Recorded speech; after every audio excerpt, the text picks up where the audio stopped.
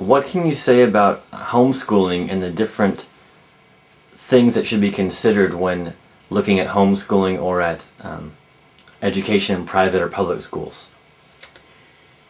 Well, I've had experience with all of them. With my own children, I raised 4 children, and we had times mostly it was in public schools and homeschooling. Myself as a child, I had some public school and some private school education. Homeschooling has some wonderful advantages in that each child can go at their own speed, and most children end up going significantly faster forward in their studies than they do when they're in public schools or private schools, because they can just keep moving as soon as they understand something.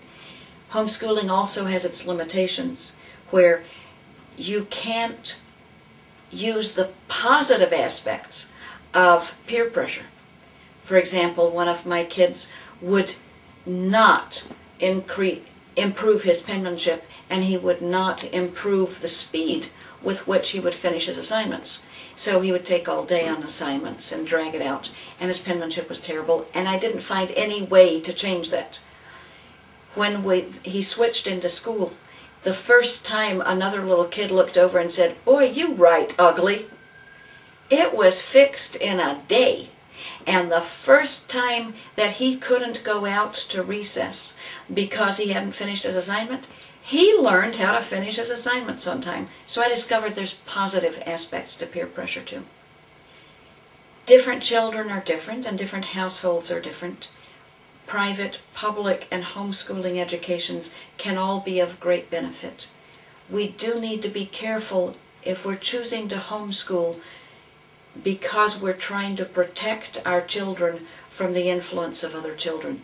I know it's not all good influences they get in schools. However, our children do need to learn how to deal with the negative influences. And sometimes homeschooling can be overprotecting the children if it's done through all the years and not exposing them to enough other influences that they need to learn to hold their own ground on.